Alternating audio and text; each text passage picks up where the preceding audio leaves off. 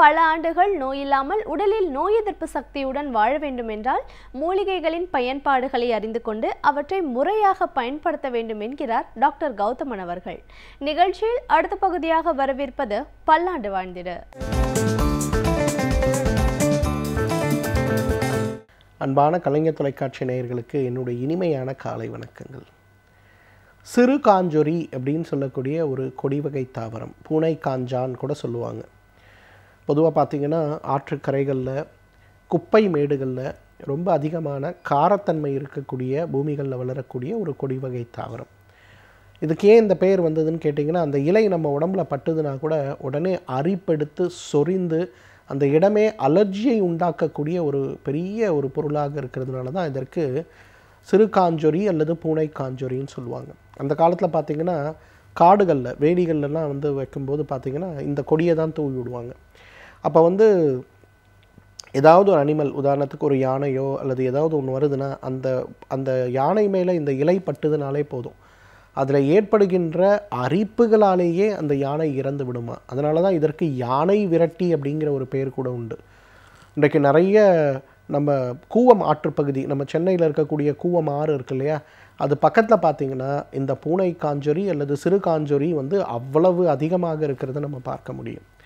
என்னதான் அரிப்பை உண்டாக்கக்கூடிய ஒரு பொருளாக இருந்தாலும் உடலில் ஏற்படுகின்ற பல பிரச்சனைகளை நீக்கக்கூடிய அழகான அருமருந்துகளில் ஒன்றாக இருக்கிறத பார்க்குறோம். குறிப்பாக மூல நோயை குணப்படுத்துகின்ற மிக முக்கியமான மருந்துகளில் ஒன்றாக இந்த சிறு காஞ்சொரி இருக்கிறத பார்க்குறோம். பொதுவாக மூல நோய் அப்படின்னு வரும்போது பார்த்திங்கன்னா மிகப்பெரிய அளவில் நமக்கு ஏற்படக்கூடிய பிரச்சனை மலச்சிக்கல், மூலம், உள்மூலம், வெளிமூலம் அல்லது இரத்த மூலம் அல்லது சீழ் மூலம் சொல்லி சில வகைகளாக பிரிக்கப்பட்டிருக்கிறத பார்க்குறோம். மலம் கழிக்கும்போது லேசாக நமக்கு அடைப்பு ஏற்படுகிறது. ஆனால் மலம் கழிந்து விட்டால் எந்த பிரச்சனையும் இல்லை. சில நேரங்களில் அரிப்பு ஏற்படுகிறது, சில நேரங்களில் எரிச்சல் ஏற்படுகிறது. அப்படிங்கிறது முதல் நிலை மூல நோய் நமக்கு இருக்கிறது அப்படின்னு சொல்லக்கூடிய அறிகுறி. இரண்டாம் நிலை மூல நோய் அப்படின்னு வரும்போது மலம் கழிக்கும்போது மூலம் வெளிவந்துடும். ஆனால் மலம் கழிந்து முடிந்த பிறகு பார்த்திங்கன்னா தானாகவே உடம்புக்குள்ளே போய் விடுவதை பார்க்க முடியும். இது இரண்டாவது வகை மூல நோயாக இருக்கிறத நம்ம பார்க்குறோம், அல்லது இரண்டாம் நிலை மூல நோயின்னு சொல்லுவோம். மூன்றாவது வகை மூல நோய் அப்படிங்கிறது 24 மணி நேரம் ஒரு தசை நம்மளுடைய ஆசன வாய்க்கு வெளியேவே தொங்கி கொண்டிருப்பதை பார்க்க முடியும். சில நேரங்களில் மலம் கழிக்க முயற்சி செய்யும்போது அழுத்தம் ஏற்படும் போது அது உடலை விட்டு வெளிவராமல் இந்த மூலம் அடைத்து கொண்டிருப்பதாலேயே மூன்றாம் நிலை மூல நோய் இருப்பவர்களுக்கு தினசரி மலம் கழிப்பதே ஒரு மிகப்பெரிய நரக வேதனை அப்படின்னு சொல்லலாம். இந்த மூல நோய்கள் மட்டுமல்ல, சில நேரங்களில் மலம் கழிக்கும்போது ரொம்ப கடினமான ஒரு மலமாக அது மாறும்போது அரிப்பு ஏற்படுத்தி உதிரப்போக்கை ஏற்படுத்துவது அப்படிங்கிறது ஒன்றும். உதிரப்போக்கு மிக அதிகமாக போகும்போது சில நேரங்களில் வெளிப்புறமாக இருக்கக்கூடிய மூல நோய் பாதிப்படைந்து நமக்கு ஏற்படக்கூடிய ஒரு பிரச்சனையாக சீழ் மூலம் ஏற்படுவதையும் நம்ம பார்க்குறோம். ஸோ மூல நோயை இயற்கையான முறையில் குணப்படுத்துவதற்கு நமக்கு உதவி செய்யக்கூடிய அழகான ஒரு மருந்து எதுன்னு கேட்டிங்கன்னா இந்த சிறு காஞ்சொரி அல்லது பூனை காஞ்சொரின்னு சொல்லக்கூடிய மருந்து தான். துராலபா அப்படின்னு சொல்லி சமஸ்கிருதத்தில் சொல்லுவாங்க. இதோட வேர் இருக்கு இல்லையா, இந்த வேரை மட்டும் எடுத்து நன்றாக பொடி செய்து அதை ஒரு அரை தேக்கரண்டி அளவுக்கு வெந்நீரில் கலந்து இரவு மட்டும் சாப்பிடுகின்ற ஒரு வழக்கம். பொதுவாகவே பார்த்திங்கன்னா இந்த பூனை காஞ்சொரியுடைய இலை தான் நம்ம உடம்புல பட்ட அரிப்பை ஏற்படுத்துமே தவிர அதோட வேர் பகுதியினால் எந்த பாதிப்புமே கிடையாது. அந்த வேரை எடுத்து நல்லா வெயிலில் காய வச்சு அரைத்து சூரணம் செய்து துணியில் போட்டு சலித்து வடிகட்டி எடுக்கக்கூடிய அந்த ஒரு சூரணத்தை ஒரு அரை தேக்கரண்டி அளவு எடுத்து காலை ஒரு முறை உணவுக்கு முன்பு, இரவு ஒரு முறை உணவுக்கு முன்புன்னு எடுத்துக்க பாருங்கள். ரொம்ப வேகமாகவே அந்த மூல நோய் மறைந்து போகிறத நம்ம பார்க்க முடியும். சில நோயாளிகள்லாம் என்கிட்ட வருவாங்க. அவங்க பார்த்திங்கன்னா ஒரு 65 வயது 70 வயது இருக்கும். மோஷன் போலங்க அப்படிம்பாங்க. சரி, மோஷன் போலன்னு சொல்கிறாங்களே, என்ன இருக்குது அப்படின்னு ஃபிசிக்கல் எக்ஸாமினேஷன் பண்ணலான்னு போய் பார்த்தா அவங்களுக்கு மூன்றாம் நிலை மூல நோய் கிட்டத்தட்ட பார்த்திங்கன்னா ஒரு எலுமிச்சம்பழம் அளவுக்கு வெளியில் தொங்கிட்டு இருக்கும். அறுவை சிகிச்சை செய்து கொள்ள முடியாது சார், எனக்கு வேறு ஏதாவது உதவி செய்ய முடியுமான்னு கேட்கும்போது அவர்களுக்கு பெரும்பாலும் நான் பரிந்துரைக்கக்கூடிய மருந்து எது அப்படின்னு கேட்டிங்கன்னா இந்த பூனை காஞ்சொரியுடைய வேர் சூரணத்தை தான் கொடுப்பேன். கொஞ்சம் ஒரு அரை தேக்கரண்டி எடுங்க, மோரில் கலந்து காலை ஒரு வேளை இரவு ஒரு வேளை உணவுக்கு முன்பும் துத்தியுடைய வேர் சூரணத்தம் அல்லது இலை சூரணத்தை காலை ஒரு முறை இரவு ஒரு முறை உணவுக்கு பின்பும் சாப்பிடுங்க அப்படின்னு கொடுப்பேன். ஒரு 3 மாதம் 6 மாதம் அவங்க சாப்பிட்ட பிறகு திருப்பி பார்க்கும்போது அது அப்படியே கொஞ்சம் கொஞ்சமாக சுருங்கி ஒரு ஸ்டேஜில் ஒன்றுமே இல்லாமல் நார்மல் ஆகிறத நம்ம பார்க்க முடியும். அதே போல் ஆசனவாய் வெடிப்புன்னு சொல்லக்கூடிய ஆனல் ஃபிஷர்னு சொல்லக்கூடிய பிரச்சனை. இன்றைக்கு சூடாக இருக்கக்கூடிய இடங்களில் வேலை பார்க்கக்கூடியவர்கள் யாராக இருந்தாலும் நிறைய பேருக்கு பார்த்திங்கன்னா இன்றைக்கு உட்கார்ந்து செய்யக்கூடிய வேலை, அது கூட ஒரு நாளைக்கு 2 மணி நேரம் 3 மணி நேரம் அமர்ந்து பிரயாணம் செய்யக்கூடிய ஒரு வேலை அப்படின்னு ஏற்படும் போது நிறைய பேருக்கு ஆசனவாயில் பாதிப்பும் ஆசனவாயில் கடுமையான வெடிப்பும் அரிப்பும் ஏற்பட்டு விடுவதை பார்க்க முடியும். இன்றைக்கு சென்னையில் இருக்கக்கூடிய 18 to 40 வயது வரை இருக்கக்கூடிய ஆண்களில் 160 பேராவது இன்றைக்கு ஹோட்டல் உணவுகளை நாடி இருக்கிறதையும் அதிகப்படியான அசைவ உணவுகளை சாப்பிடுகின்ற ஒரு வழக்கம் வைத்து கொண்டிருக்கிறதையும் நம்ம பார்க்குறோம். இதை குறைத்து உடலை பலப்படுத்துகின்ற ஒரு இதனால் நமக்கு என்ன ஆகுது, ஆசனவாய் வெடிப்பு ஏற்படுவதும் மூல நோய் ஏற்படுவதும் பௌத்திரம்னு சொல்லக்கூடிய ஃபிஸ்டுலா ஏற்படுவதும் மிகப்பெரிய காரணமாக இருக்கிறது. இன்றைக்கு இந்தியாவிலேயே மிக அதிகமான மூல நோயாளிகளை கொண்டிருக்கக்கூடிய பௌத்திரம்னு சொல்லக்கூடிய ஃபிஸ்டுலா நோயாளிகளை கொண்டிருக்கக்கூடிய மாநிலம் எது அப்படின்னு கேட்டிங்கன்னா நம்ம மாநிலம்தான். காரணம், பச்சை மிளகாயும் அசைவ உணவுகளும் மது அருந்தக்கூடிய பழக்கமும் அதிகமாக இருக்கிறத பார்க்குறோம். இப்போ அறுவை சிகிச்சை இல்லாமல் இந்த பிரச்சனைகளை எவ்வாறு குணப்படுத்தி கொள்ள முடியும் அப்படின்னு வரும்போது அதற்கு நமக்கு உதவி செய்கின்ற மிகப்பெரிய ஒரு அருமருந்து எது அப்படின்னு கேட்டிங்கன்னா நிச்சயமாக இந்த பூனைக்காஞ்சொரி அல்லது சிறுகாஞ்சொரியை சொல்லலாம். பூனைக்காஞ்சொரி அல்லது சிறுகாஞ்சொரியுடைய வேர் மட்டும்தான் மருந்துக்கு பயன்படுத்த வேண்டுமே தவிர அரிப்பு எடுக்கக்கூடிய அந்த இலைகளையோ தண்டுகளையோ தொடக்கூட கூடாது. தொட்டோன்னா உடம்பெல்லாம் அரிப்பு பிச்சு எடுத்துரும். அதன் பிறகு முதலுதவி அவசர சிகிச்சை எடுத்துக்கொள்ள வேண்டிய தேவை கூட ஏற்பட்டு விடலாம். ரொம்ப கவனத்தோடு இதை கையாள வேண்டும். இந்த பூனைக்காஞ்சொரியுடைய வேர் அல்லது சிறுகாஞ்சியூருடைய வேரை தகுந்த மருத்துவ ஆலோசனையோடு ஒரு மருந்தாக தகுந்த உணவு முறைகளுடைய வழிகாட்டுதலின்படி சாப்பிட்டு வந்தோமேயானால் மூல நோய் மட்டுமல்ல, ஆசனவாய் வெடிப்பு, அதுபோல் அதை சுற்றி ஏற்படுகின்ற இடங்களில் ஏற்படுகின்ற புண்கள் மற்றும் பௌத்திரம்னு சொல்லக்கூடிய ஃபிஸ்டுலா சம்பந்தப்பட்ட பிரச்சனைகள் இல்லாமல் நீண்ட காலம் பல்லாண்டு காலம் நம்மால் ஆரோக்கியமாக வாழ்ந்திட முடியும். சமூகத்தில் நடக்கும் நல்ல நிகழ்வுகளில் நம்முடைய பங்களிப்பு என்னவாக இருக்கிறதோ அதே போன்று தீய நிகழ்வுகளை தட்டி கேட்பதிலும் நம்முடைய பங்களிப்பு இருக்க வேண்டும் என்கிறார் எழுத்தாளர் மனுஷபுத்திரன் அவர்கள். நிகழ்ச்சியில் அடுத்த பகுதியாக வரவேற்பது தீதும் நன்றும்.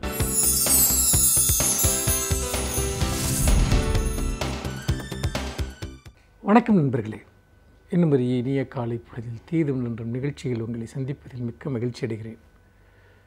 அறிவியல் வளர்ச்சி, தொழில்நுட்பம், அதன் விளைவான புதிய புதிய கண்டுபிடிப்புகள் அது மனித குலத்தை பல இடங்களில் முன்னேறி செல்ல வைத்திருக்கிறது. மனித நாகரிகத்தை வளர்த்திருக்கிறது. மனிதர்களுடைய வாழ்க்கையில் இருந்த பல இடர்பாடுகளை களைவதற்கு உதவி இருக்கிறது. மனிதர்களுக்கிடையே உறவுகளை மேம்படுத்தி இருக்கிறது. இன்னும் சொல்லப்போனால் மருத்துவத்திலும் தொழில்நுட்பத்திலும் இன்னும் பல்வேறு தகவல் தொடர்பிலும் செய்யப்பட்ட கண்டுபிடிப்புகள் அவை மனித குலத்தினுடைய மனதையே மாற்றியமைத்திருக்கின்றன, வரலாற்றை மாற்றியமைத்திருக்கின்றன. இன்னும் சொல்லப்போனால் சிந்தனா முறையையே மாற்றியமைத்திருக்கின்றன என்று சொல்லலாம்.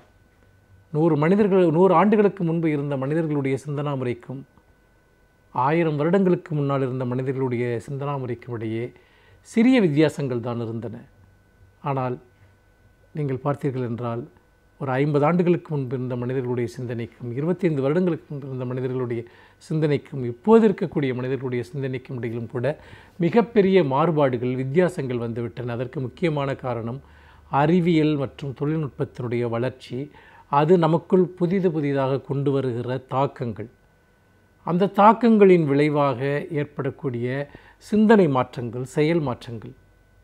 ஆனால் அறிவியல் மனிதனுடைய கட்டுப்பாட்டில் இருக்கிறதா அல்லது அறிவியல் மனிதனை கட்டுப்படுத்தப் போகிறதா? மனிதன் அறிவியலின் வழியாக வரலாற்றை தாண்டி செல்லப் போகிறானா அல்லது அறிவியல் மனிதர்களை தாண்டி வரலாற்றையே மாற்றியமைக்கப் போகிறதா என்கிற கேள்வி எழுகிறது. மனித குலத்தை கட்டுப்படுத்துவதில் மனித சிந்தனையும் எண்ணங்களும் மனிதர்களுக்கிடையே இருக்கக்கூடிய உணர்ச்சிகளும் முதன்மையாக இருக்கிற வரைக்கும் இந்த உலகில் மானுடம் சார்ந்த விழுமியங்களுக்கு ஒரு இடம் உண்டு. ஆனால் இப்பொழுது அறிவியல் தொழில்நுட்பத்தினுடைய வளர்ச்சியின் காரணமாக மனிதர்களைப் போலவே செயல்படக்கூடிய, சிந்திக்கக்கூடிய ரோபோக்களை உருவாக்கக்கூடிய இடத்திற்கு நாம் வந்திருக்கிறோம். அதாவது மனிதர்களைப் போன்ற இந்த ரோபோக்கள், இந்த நடமாடும் எந்திர மனிதர்கள், இந்த மனிதர்களைப் போன்ற எந்திர மனிதர்களுடைய வளர்ச்சி என்பது அல்லது அவர்களுடைய அவர் உருவாக்கத்தில் ஏற்பட்டிருக்கக்கூடிய மாறுதல்கள் என்பது இன்றைக்கு ஒரு ஃபேண்டசியாக இருக்கிறது. தமிழில் கூட எந்திரன் போன்ற திரைப்படங்களில் அத்தகைய ஒரு கதாபாத்திரங்கள் படைக்கப்பட்டன. ஆனால் அவை இனியும் வெறும் கதாபாத்திரங்கள் கிடையாது, அவை நிஜமாக போகின்றன. இப்பொழுதே கூட சமீபத்தில் படித்தேன், ஏதோ ஒரு உணவகத்தில் மனிதர்களைப் போலவே சர்வ் செய்யக்கூடிய சர்வர்களை கொண்ட ஒரு உணவகம் அங்கு அமைக்கப்பட்டிருக்கிறது. ரோபோக்கள் அவை அங்கு மனிதர்களுக்கு உணவு பரிமாறுகின்றன என்று. இது இன்னொரு கட்டத்தையும் கூட அடைந்திருக்கிறது என்று சொல்லலாம். மனித உடலை போன்றே வடிவமைக்கப்பட்ட ஆண் பெண் உருவங்கள் அவை சந்தைக்கு கொண்டு வரப்பட்டு செக்ஸ் ரோபோக்கள் இப்பொழுது சந்தையில் மேல்நாடுகளில் அறிமுகமாகி இருக்கின்றன. அதாவது மனிதர்களுடன் உறவு கொள்வதற்கு பதிலாக எந்திர மனிதர்களுடன் உறவு கொள்வது என்பது. இன்னும் தொழிற்சாலைகளில் மேலும் பல பணியிடங்களில் உற்பத்தி இடங்களில் நீங்கள் இன்றைக்கு செயற்கை ரோபோக்கள், அதாவது மனிதர்களைப் போன்ற உடல் அமைப்போடு கூடிய ரோபோக்கள் உருவாக்கப்பட்டு வருகின்றன. வீட்டு வேலைகளுக்கு வீட்டு பணிகளுக்கு கூட இப்படி ரோபோக்கள் வெகு விரைவில் உருவாக்கப்பட்டுவிடும். அவை மனிதர்கள் சொல்வதை புரிந்து கொள்ளும், வார்த்தைகளை புரிந்து கொள்ளும், கட்டளைகளை முழுமையாக நிறைவேற்றும் என்று பல்வேறு விஷயங்களை சொல்கிறார்கள்.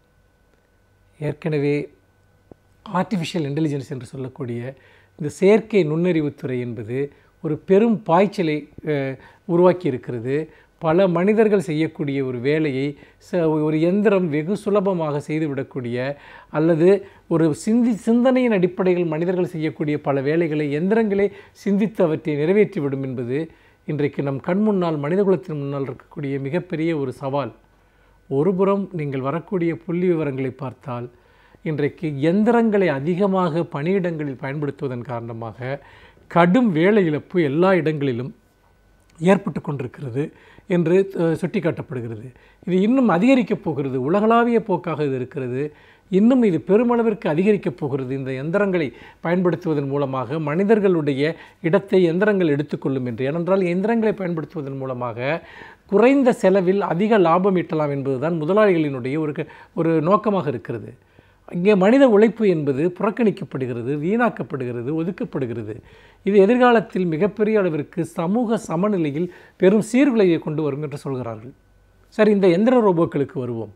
ஏற்கனவே இந்த எந்திரங்கள் அல்லது எந்திரத்தை போன்று செயல்படக்கூடிய பல்வேறு விதமான ஒரு அறிவுசார் தொழில்நுட்பங்கள் இவை மனிதர்களுடைய வாய்ப்புகளை பறிக்கின்றன, மனிதர்களை வேலையற்றவர்களாக்குகின்றன என்பது போய் இந்த மனிதர்களைப் போன்ற ரோபோக்கள், நான் ஏற்கனவே சொன்னது போல சிந்திக்கக்கூடிய, அலுவலக பணிகளை செய்யக்கூடிய, வீட்டு வேலைகளை செய்யக்கூடிய, ஏன் பாலியல் உறவுக்கு கூட உபயோகிக்கக்கூடிய ரோபோக்கள் எல்லாம் உருவாக்கப்பட்டு விட்ட ஒரு நிலையில் கில்லர் ரோபோக்கள், அதாவது மனிதர்களை கொலை செய்யக்கூடிய ரோபோக்கள் உருவாக்கப்படுவதற்கான வாய்ப்புகள் இருக்கின்றன என்று அறிவியலாளர்கள் அஞ்சுகிறார்கள்.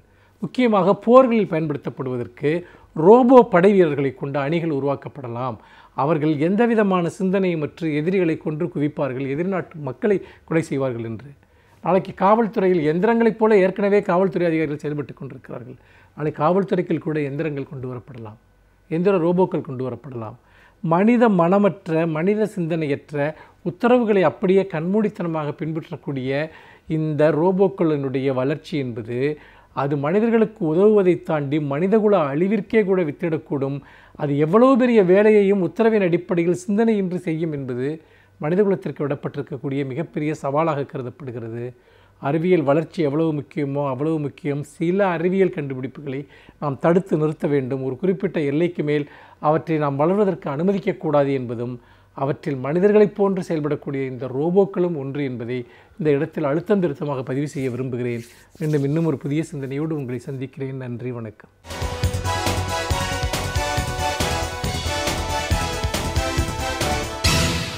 வணக்கம் நேயர்களே, விடியலே வா நிகழ்ச்சியின் சிறப்பு விருந்தினருக்கான நேரம் இது. இன்றைய சிறப்பு விருந்தினர் மூட்டு மாற்று அறுவை சிகிச்சை நிபுணர் டாக்டர் வெற்றிக்குமார்.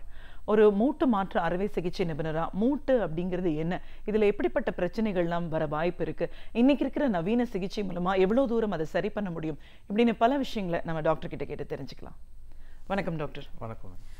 ஒரு மூட்டு மாற்று அறுவை சிகிச்சை நிபுணரா முதல்ல எங்கள் நிகழ்ச்சிக்கு உங்களை வரவேற்கிறோம் சார். பொதுவாக ஒரு ஆர்த்தோ சர்ஜன் அப்படின்னு சொல்லும்போது இது ஒரு பெரிய பிரான்ச், இதில் நிறைய கிளாசிஃபிகேஷன், ஸ்பெஷலைசேஷன் இருக்குது. அப்படின்னாலும் உங்களுடைய துறை அப்படின்னு பார்க்கும்போது மூட்டை வந்து ப்ரிசர்வ் பண்றது எப்படி, அதை பாதுகாக்கிறது எப்படி அப்படின்ற ஒரு துறைக்கான ஒரு தனித்துவத்தோட நீங்க அறுவை சிகிச்சை பண்ணிட்டு இருக்கீங்க. பொதுவா மூட்டு அப்படின்னா என்ன, இதுல எப்படிப்பட்ட ஒரு பிரச்சனைகள் வரதுக்கு வாய்ப்பு இருக்கு, எந்த வயசுல இருந்து இது வரலாம், ஒரு விபத்து அப்படின்னு வரும்போது அதை சரி பண்றோம்னா எவ்வளவு தூரம் டுவர்ட்ஸ் 100% அக்யூரசி நம்ம வந்து கொண்டு வரதுக்கு வாய்ப்பு இருக்கு, பொதுவா இது எல்லாத்தையும் விட நம்ம பாதுகாக்க வேண்டிய அவசியம் என்ன அப்படின்னு நிறைய விஷயங்களை இன்னைக்கு எங்க நேர்களோட நீங்க பகிர்ந்துக்கணும் டாக்டர். இப்போ முதல்ல இந்த துறைக்கான ஒரு தனித்துவம் முக்கியத்துவம் பத்தி நம்ம பேசணும். இப்போ இந்த ஆர்த்தோ அப்படின்ற இந்த ஒரு பிரான்ச், அதுலேயும் இன்னைக்கு இருக்கிற டெக்னாலஜி வளர்ந்துருக்கிற போது நிறைய ஸ்பெஷலைசேஷன்ஸ் இருக்கு. ஸோ இந்த ஒன்னொன்னுத்துக்கும் ஆன முக்கியத்துவம் தெரியல. பொதுவாக மூட்டு மாற்று, ஆர்த்தோ, லேப்ரோஸ்கோபிக் அப்படின்னு வரும்போது என்னெல்லாம் இதுக்குள்ள அடக்கம்? ஸோ அதான் நீங்களே ஃபஸ்ட் சொன்ன மாதிரி இப்போ ஆர்த்தோபெடிக்ஸ் வந்து ரொம்ப பெருசாகிட்டே இருக்குது. இன்னும் இப்போ ரொம்ப ஃபோக்கஸ்டாக இப்போ பண்ண ஆரம்பிச்சிட்ருக்கோம். ஃபார் எக்ஸாம்பிள் இப்போ நான் வந்து வெறும் நீ சர்ஜன், முழங்கால் மூட்டு மட்டும் வந்து ஃபோக்கஸ்டாக எடுத்து பண்ணிகிட்டு இருக்கேன். ஸோ அது மாதிரி இப்போ நிறைய பேர் பார்த்துருப்பீங்க ஸ்பைன் சர்ஜன் சொல்லிட்டு இருப்பாங்க. ஆர்த்தோபெடிக்ஸில் ஸ்பைன் ஒரு தனி விரிவாக்கம் வந்துருச்சு. ஸோ அதே மாதிரி இப்போ ஸ்போர்ட்ஸ் மெடிசன் ரொம்ப ஆர்த்ரோஸ்கோபிக் சர்ஜரிஸ், ஸோ அதுவும் வந்து இட்ஸ் கம்மிங் அப், நல்லாவே இப்போ வந்துட்டுருக்கு. ஸோ இது மாதிரி நிறைய இப்போ ஒரு ஜாயிண்ட்டாக இப்போ வந்து ஸ்பெஷலைஸ்டு சர்ஜன்ஸ் வந்துட்டுருக்கோம் இப்போலாம். ஸோ அதனால் வந்து பெட்டர் ரிசல்ட் தர முடியுது, ரொம்ப நுணுக்கமாக எங்களால் பார்க்க முடியுது விஷயங்களை பார்த்து, அதனால் இன்னும் பெட்டர் அவுட்கம் ரிசல்ட்ஸ் வந்து ஆல்மோஸ்ட் ரிசல்ட்ஸ் பற்றி பேசும்போது ஆல்மோஸ்ட் 100%க்கு ட்ரை பண்ணிகிட்ருக்கோம். ஸ்டில் முன்னாடி வந்து லைக் ஆர்த்தோபெடிக் சர்ஜன் ஜென்ரலாக எல்லாமே வந்து பண்ணிகிட்ருப்பாங்க. இப்போ சின்ஸ் ஃபோக்கஸ்டாக பண்ணிகிட்ருக்க வசி, so we are able to give close to 100% results. So அதான் foot and ankle surgery is also a very popular specialty. separate branch. foot and ankle மட்டும் separate branch. For example, foot and ankle வந்து இப்போ ட்ராமான்னு சொல்லி வரும். So just accident, road traffic accidents, அப்புறம் நிறைய deformities இருக்குது, சின்ன வயசுலேருந்தே வர டிஃபார்மிட்டிஸ். ஃப்ளாட் ஃபுட்லாம் சொல்லுவாங்கள்ல, ஃப்ளாட் ஃபுட் அண்ட் கொஞ்சம் டோஸ்லாம் கொஞ்சம் வேறு மாதிரி டிஃபார்ம்டாக இருக்கும். ஸோ அந்த மாதிரி டோ கரெக்ஷன்ஸ், அந்த மாதிரி நிறைய டிஃபார்மிட்டி கரெக்ஷன்ஸ்லாம் வர ஃபுட் அண்ட் ஆங்கிளில் இருக்குது. ஸோ அதே மாதிரி தான் எல்லா மூட்லேயும் அதே மாதிரி இருக்குது. ஸோ முழங்கால் மூட்டு இப்போ என்னோட ஸ்பெஷாலிட்டின்னு எடுத்துக்கிட்டிங்கனாலும், ஸோ வெரி சிமிலர்லி சின்ன வயசுலேருந்து இருக்க டிஃபார்மிட்டி கரெக்ஷன்லேருந்து வயதானா வந்து இருக்கிற தேய்மானம் வரைக்கும் நிறைய பிரச்சனைகள் இருக்குது, அதுக்கான சொல்யூஷன்ஸ் கொடுத்துட்ருக்கோம். கண்டிப்பாக சார். இப்போ அந்த ப்ராப்ளம்ஸ் பற்றி தான் பேசணும். இப்போ ஒன்னொன்று ஸ்பெஷாலிட்டின்னு சொல்லிட்டீங்க, உங்களது வந்து முட்டி மூட்டு, அது உங்களோட ஃபோக்கஸ்ட் ஏரியா அப்படின்றது சொல்லியிருக்கீங்க. ஒரு பிறந்த குழந்தையிலேருந்து வயசார வரைக்கும் இந்த ஒரு பர்டிகுலர் இதில் ப்ராப்ளம்ஸ் வர்றதுக்கு வாய்ப்பு இருக்குது. ஸோ இனிஷியலாக தான் ஃபஸ்ட்டு வந்து டிஃபார்மிட்டி, முழங்கால் மூட்டில் வந்து டிஃபார்மிட்டி அது இருக்கும். ஸோ சின்ன வயசுலேயே வந்து அவங்களோட முட்டி ப்ளஸ் என்டையர் லிம்பே வந்து கொஞ்சம் டிஃபார்ம்டாக இருக்கும். ஸோ அந்த மாதிரி இருந்துச்சுன்னா டிஃபார்மிட்டி கரெக்ஷன் ப்ரொசீஜர்ஸ் இருக்குது. அதே மாதிரி வந்து யங் அடலசன்ஸ், கொஞ்சம் டீனேஜ் அந்த மாதிரி டைம்லலாம் வந்து உங்களுக்கு உள்ளே இருக்க கார்ட்லேஜ்ன்ற ஒரு வளவல்ப்பு தன்மை இருக்குது. எந்த ஒரு மூட்லேயும் அந்த ஒரு வளவல்ப்பு தன்மை தான் ரொம்ப முக்கியமான விஷயம், முட்டி வந்து ஸ்மூத்தாக மடங்கி நீட்டுறதுக்கு. ஸோ அதில் வந்து உள்ள பிரச்சனைகள் வரும். அது மெயினாக வந்து ஸ்போர்ட்ஸில் வரும், இல்லாட்டி சம்டைம்ஸ் என்ன காரணம்னு தெரியாது, பட் இருந்தாலும் வந்து அதுக்குள்ளே இருக்க பிரச்சனைகள் இருந்துச்சுன்னா ஸோ அது வந்து ஆர்த்தோஸ்கோபிக் சர்ஜரிஸ் வழியாக வந்து போய் அதை வந்து சரி பண்ணுற மாதிரி இருக்கும். ஸோ ஒன்ஸ் அதுக்கப்புறம் நடுவில் வந்து எப்போ வேணாலும் ஆக்சிடென்ட் ஆகும். ஸோ முட்டி வந்து முட்டியில் ஆக்சிடென்ட் ஆச்சுனாலே கொஞ்சம் அதோட ரிசல்ட்ஸ் வந்து இட்ஸ் நாட் சூப்பராக கொடுக்குறது ரொம்ப கஷ்டம், ரொம்ப கடினமான ஒரு வேலை. வேற ஒரு எலும்பில் வந்து ஃப்ராக்சர் ஆச்சுன்னா இட்ஸ் டிஃப்ரெண்ட், அது வந்து 100% நல்ல ரிசல்ட் தரலாம், கண்டிப்பாக வந்து சேர்ந்துடும். பட் மூட்டுக்குள்ளே அடிபட்டுச்சுன்னா தென் அகெயின் அது வந்து ஒரு நல்ல ஒரு ப்ராப்பர் ஸ்பெஷலிஸ்ட் மூலியமாக ஒரு அறுவை சிகிச்சை பண்ணால் தான் வந்து அது பண்ண முடியும். அண்ட் மாற்று அறுவை சிகிச்சை எல்லாருக்குமே வந்து ஒன்ஸ் தேய்மானம் வந்துச்சுன்னா அதுலேயே இப்போ பல விதமான டிஃப்ரென்சியேஷன் அண்ட் கிளாசிஃபிகேஷன் வர ஆரம்பிச்சிருச்சு. ஸோ ஒரு ஸ்டேஜுக்கு தகுந்த மாதிரி ட்ரீட் பண்ண ஆரம்பிப்போம். ஃபார் எக்ஸாம்பிள் இப்போ மூட்டு தேய்மானம் வந்துச்சுன்னா முன்னாடிலாம் வந்து ஜஸ்ட் மருந்து தான் கொடுப்பாங்க. அப்புறம் லாஸ்ட் ஸ்டேஜ் ரொம்ப சிரமமாக இருக்குன்னா லாஸ்ட் ஸ்டேஜ் வந்து எல்லோரும் சொல்கிறது வந்து மூட்டு மாற்று அறுவை சிகிச்சை, டோட்டல் நீ ரீப்ளேஸ்மெண்ட் சொல்லுவோம். ஸோ அது வந்து இப்போ வந்து போயிட்டு ஒருத்தங்களுக்கும் டிஃப்ரெண்ட் எக்ஸ்பெக்டேஷன்ஸ் இருக்குது. ஒரு மனுஷங்களுக்கும் பார்த்தீங்கன்னா ஒரு டிஃப்ரெண்ட் எக்ஸ்பெக்டேஷன்ஸ் இருக்கும். ஒருத்தங்களும் ஒரு ஸ்டேஜஸ் ஆஃப் அந்த மூட்டு தேய்மானத்தில் இருப்பாங்க. ஸோ அந்த மாதிரி இருக்கும்போது அதுக்கு தகுந்த மாதிரி சர்ஜரிஸ், ஸோ நீங்கள் ஃபஸ்ட்டு சொன்ன மாதிரி ஜாயிண்ட் ப்ரிசர்விங் சர்ஜரிஸ்ன்னு இப்போ ரொம்ப ரீசெண்டாக வந்துட்டுருக்கு, நான் அதில் ஸ்பெஷலைஸ் பண்ணிகிட்ருக்கேன். ஸோ வந்து மூட்டு மாற்று வந்து பண்ணாமல் எப்படி வந்து மூட்டு தேய்மானத்தை சரி பண்ணுறது, ஏன்னா வந்து மூட்டு மாற்று அந்த இயற்கை மூட்டு மாதிரி வந்து செயற்கை மூட்டால் தரவே முடியாது. ஸோ அதுதான் வந்து நாங்கள் கற்றுக்கிட்டது. ஸோ ரொம்ப மோசமாக தேஞ்சிருந்துச்சுன்னா மூட்டு தென் வேறு வழியே இல்லை, அந்த செயற்கை மூட்டு டோட்டலி ரீப்ளேஸ்மெண்ட் தான் பண்ணி ஆகணும். பட் அதுக்கு முன்னாடி வந்து நிறைய ப்ரொசீஜர்ஸ் இருக்குது. ஸோ அந்த மாதிரி ப்ரொசீஜர்ஸ் பண்ணோன்னா இயற்கை மூட்டை வந்து அப்படியே ப்ரிசர்வ் பண்ணிவிட்டு, so most of the almost 75% or 80% of the இயற்கை மூட்டை ப்ரிசர்வ் பண்ணிவிட்டு எந்த இடத்துல பாதிப்பு இருக்கோ அந்த இடத்துல மட்டும் போய் சர்ஜரி பண்ணி ஸோ சரி பண்ணிடுவோம். ஸோ அப்படி பண்ணோன்னா தென் அவங்களோட நேச்சுரல் மூவ்மெண்ட், அந்த முட்டியோட நேச்சுரல் மூவ்மெண்ட் அப்படியே இருக்கும்.